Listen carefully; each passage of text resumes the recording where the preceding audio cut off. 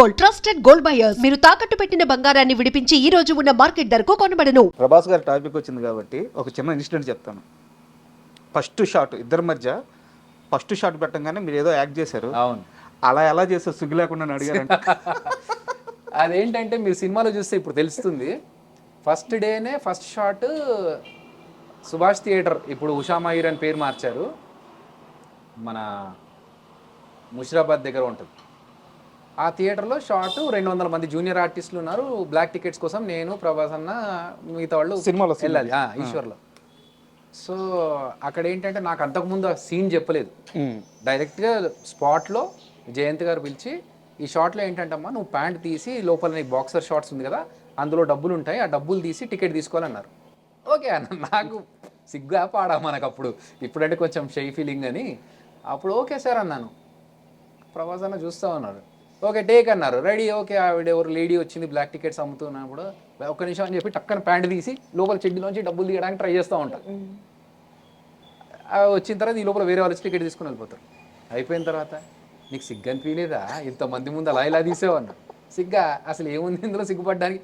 అంటే అసలు కాన్షియస్ లేదు, చుట్టూ జనాలు ఉన్నారు, కెమెరా ఉంది, ఏం పట్టించుకోలేదు. ఫస్ట్ టైం యాక్టింగ్ అవకాశం రావాలని చూస్తున్న వాళ్ళకి ఒక అవకాశం వచ్చింది, ఇంకా అంతే. ఆయనకి డైలాగ్ చెప్పడానికే సిగ్గు. ఆయన సిగ్గుపడతారు బాగా, సిగ్గరి.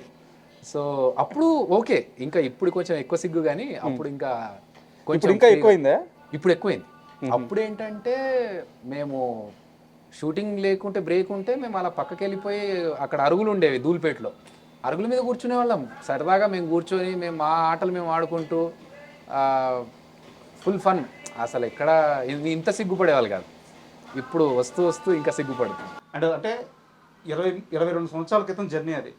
కట్ చేస్తే మన బాహుబలి 2లో ఆయనతో పాటు కలిసి అసిస్టెంట్ డైరెక్టర్గా సినిమా కట్ చేశారు. అంటే ప్రభాస్ అంటే మనిషిలో ఎలాంటి మార్పు రాదు, ఒక కింగ్ ఎలా ఉండాలో ఎలా బతకాలో అలాగే బతుకుతుంటాడని చెప్పి అందరూ ఆయన గురించి నెగిటివ్గా చెప్పిన ఒక్క పర్సన్. సో మీరేం గమనించారు ప్రభాస్ గారిలో? ఏమైనా మార్పు వచ్చిందా లేకుంటే అలాగే ఉన్నారా? చెప్పాక సిగ్గు ఎక్కువైంది. ఇంకా అప్పుడున్నట్లే లైక్ యూనో ఒక చైల్డ్, ఒక చిన్న అబ్బాయి మనస్తత్వం ఎలా ఉంటుంది అంటే ఏ కల్మషం లేకుండా వాడికి హామ్ చేయాలి, నేను ఏదో ఇలా చూపించుకోవాలి, అలాంటివి ఎప్పుడు లేదు. సరదాగా ఉండి అక్కడ ఉన్న స్టాఫ్ అందరితో కామెడీ చేసుకుంటూ. ఒక చిన్న ఇన్సిడెంట్ చెప్తా. ఆయన అంత పెద్ద హీరోలతో ఎక్కువ మందితో చేసింది లేదు, కానీ మామూలుగా ఆయన స్టేచర్కి ఒక క్యారవాన్లో దిగకుండా షార్ట్ ఉన్నప్పుడు మాత్రమే బయటకు వచ్చి చేసుకోవాల్సిన స్టేజ్లో ఉన్న పర్సన్ సరదాగా వచ్చి అక్కడ కూర్చొని అందులో వాళ్ళ టీం మెంబర్స్ వేసే జోకులకి నవ్వుతూ, చిన్న పిల్లోళ్ళు అయితే ఎలా ఎంజాయ్ చేస్తారో అలా ఎంజాయ్ చేస్తూ, అందులో ఒక అతన్ని కామెడీగా నీళ్ళలో దోసేస్తారు వీళ్ళు ఎవరో. ఆ నీళ్ళలో పడితే ఈయన ఎంత షాక్ అయిపోయాడంటే ఈయన లేచి ఈయన దూకి తీసుకొద్దామన్నంత లేచి నిలబడి రెడీ అయిపోయాడు. ఏమైపోతుందని. ఈ లోపల పక్కన వాళ్ళు ఆపి ఉండండి అని చెప్పి వాళ్ళు దిగి బయటకు లాగారు. బట్ పెద్ద డెప్త్ ఏం లేదు అది, కానీ అంత అంటే తనను నమ్మి తన చుట్టూ ఉండే వాళ్ళని అంత ప్రేమిస్తారు. సో అది మంచి క్వాలిటీ. అండ్ ఎప్పుడు కూడా తను సూపర్ స్టార్ అని చూపించుకోలేదు. అది రాజమౌళి సార్ అంటే ఒక ఇండస్ట్రీ మొత్తం, ఇండియన్ ఇండస్ట్రీ మొత్తం ఆయన వైపు తలెత్తి చూసుకునేంత చేశాడు ఆయన. అవును, ఒక విజనరీ. ఆయన ఒక సీన్ తీస్తున్నాడు అంటే దాని స్కేల్ ఏ రేంజ్లో ఉంటుందో ఎవరు ఊహించలేరు. అలాంటి ఆయన దగ్గర అసిస్టెంట్గా చేసి అక్కడి నుంచి మీరు ఏం తెచ్చుకున్నారు? ఆయన దగ్గర డిసిప్లిన్ ఫస్ట్ నేర్చుకున్నాను. మనకున్న కొంచెం ఇంకొంచెం షార్పన్ అంటే మనకు ఆల్రెడీ కొంచెం వచ్చిన దాన్ని ఇంకెవరన్నా బాగా చేస్తున్నారంటే అరే ఇది ఇంకా నేర్చుకోవచ్చు అన్నలాగా డిసిప్లిన్ బాగా నేర్చుకున్నాను ఆయన దగ్గర. And perfection. సో పర్ఫెక్షన్ అనేది రాజమౌళి గారి దగ్గర చాలా, అంటే ఒక టేక్ కరెక్ట్గా రాకపోతే ఎన్ని టేక్స్ అయినా తీసుకోవాలనే పర్ఫెక్షన్ ఆయన దగ్గర ఉంది. ఇప్పుడు మాకున్న బడ్జెట్లో అది పర్మిట్ చేయదు, కానీ చేసిన వరకు ఎలా చేయాలి, ఎంత బాగా చేయాలి, క్రియేటివ్గా దీన్ని ఎలా చూపించవచ్చు.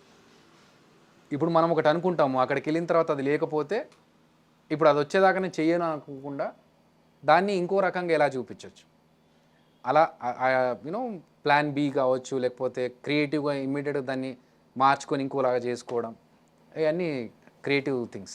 ఇండియన్ సినిమా హిస్టరీలో ఎవ్వరూ పెట్టనంత డబ్బులు ఖర్చు పెట్టి బాహుబలి తీశారు, బాహుబలి 2 తీశారు, బాహుబలి కానీ బాహుబలి 2 కానీ. అక్కడ అన్ని కోట్లు ఖర్చు అవుతుంటే అసిస్టెంట్ డైరెక్టర్గా చేసిన నాకు డబ్బులు వద్దు అని చెప్పి మీరు అంటే ఒక యూనివర్సిటీ డబ్బులు మిగిలిస్తే ఏమొచ్చింది?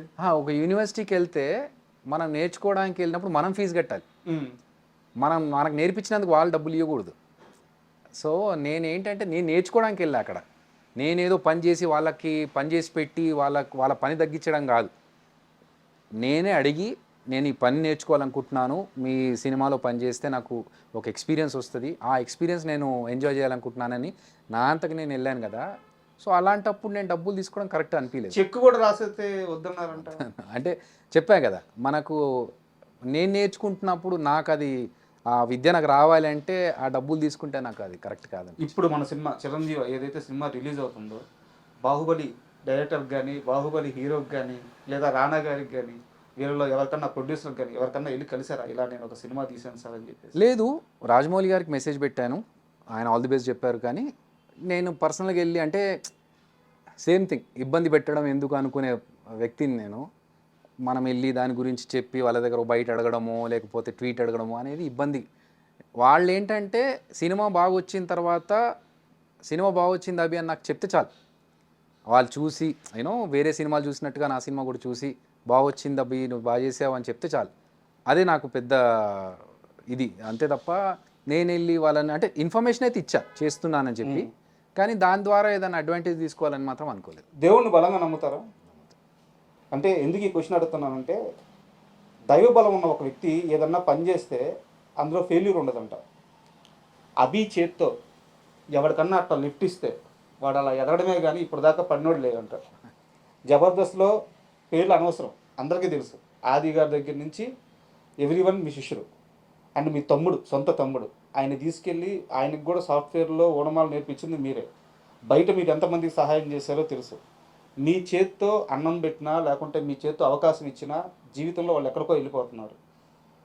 ఇంత మంచితనం లేకుంటే ఇంత మనుషుల మీద ఇంత ప్రేమ ఎలా సాధ్యమవుతుంది? It's not plan. మనకేంటంటే ఇప్పుడు నాకు ఎవరైనా హెల్ప్ చేస్తే నేను ఎంత హ్యాపీగా ఫీల్ అవుతానో, మనం ఇంకొకరికి హెల్ప్ చేస్తే వాళ్ళు కూడా అలా ఫీల్ అవుతారు కదా. ఇప్పుడు నాకు నేను స్టేజ్ మీద పర్ఫామ్ చేసి వెళ్ళి ఇంట్లో రిలాక్స్ అయిన పర్సన్కి జలదంకి సుధాకర్ గారు ఫోన్ చేసి, నీ పర్ఫార్మెన్స్ చూశానమ్మా బాగుంది, సినిమాలో చేస్తావా అని చెప్పి అడిగి పిలిచారు ఈశ్వర్ సినిమాకి.